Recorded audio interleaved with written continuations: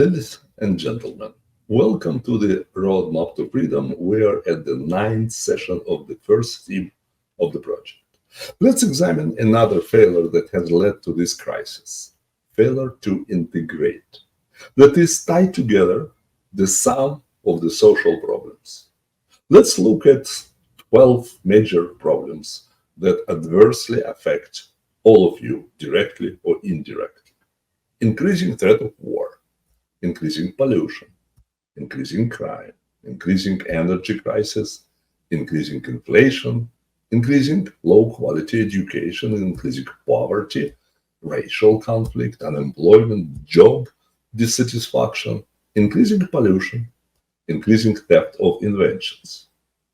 The question is, can you identify the connection between every one of those problems? For example, what is the connection between increasing threat of war and theft of invention?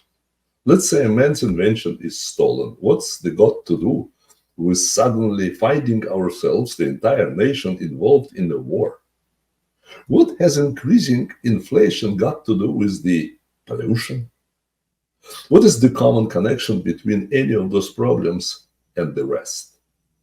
In the past, we have failed to correctly identify the connecting link that will unify all of those seemingly unrelated problems. We failed to accomplish outside of physical sciences what Isaac Newton accomplished within the physical sciences about 3 centuries ago.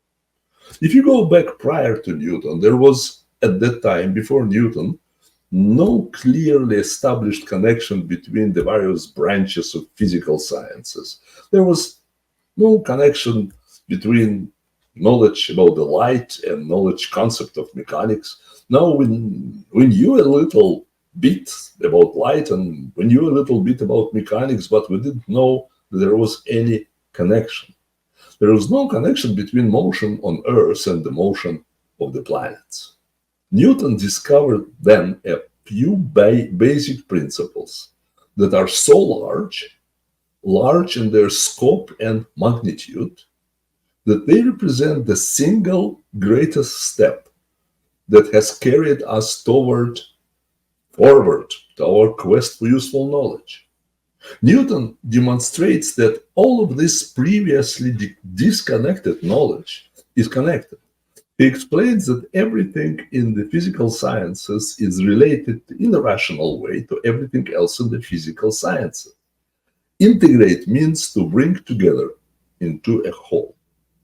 The Newtonian integration, then, is the intellectual foundation of our entire modern world of technology.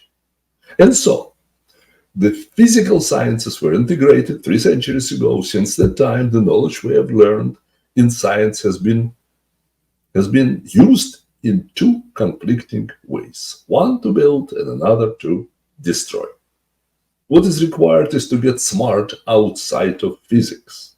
I will demonstrate that it's not possible to completely solve any of the dozen of problems that I mentioned individually. I will demonstrate it is all or nothing.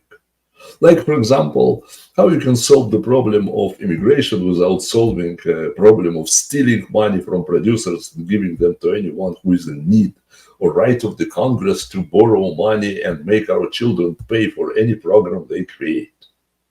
Either they will be solved or none. Either they all be solved or none of them will be solved. A solution will be essentially a product of a grand social integration. Another failure is this: a failure to apply the positive energy of the physical sciences to build solutions in the principal social problems. I will demonstrate that in the physical sciences, when we have been confronted with difficult problems, the approach to the solution, the strategy was positive. In contrast, when we've been confronted with difficult problems with respect to our society, the approach to the problem, the strategy, I will demonstrate, has been almost exclusively negative. The approach has been what I called symptom fighting.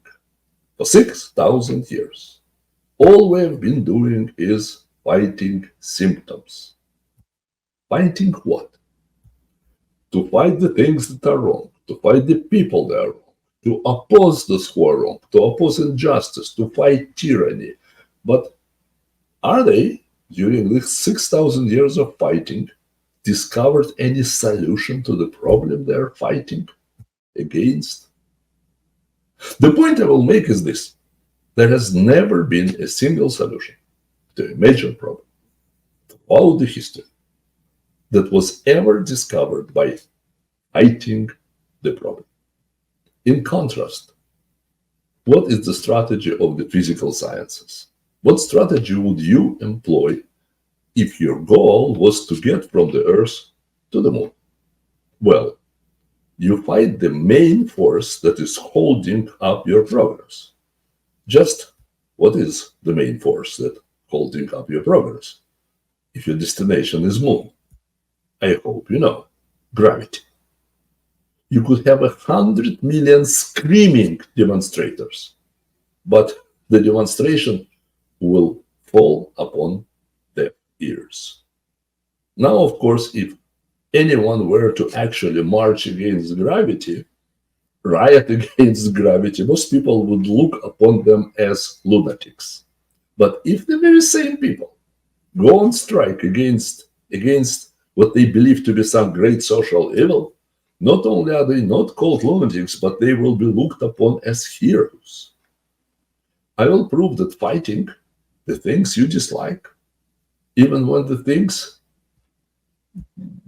are in fact wrong, will be no more productive than fighting gravity.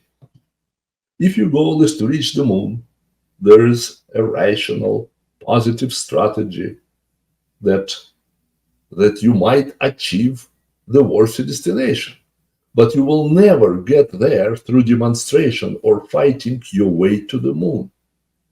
There is a smartphone in front of me.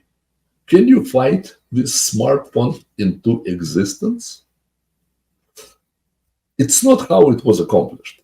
You cannot riot it into existence. You cannot bomb it into existence. The mere fact that people fight symptoms is an open admission of failure. If you innovate a cure, there were no longer any symptoms. The only time you have continued symptoms, it's when you have failed to find the cure. Let's stop here. We will continue talking about failures and slowly we'll move towards solutions. Until that time.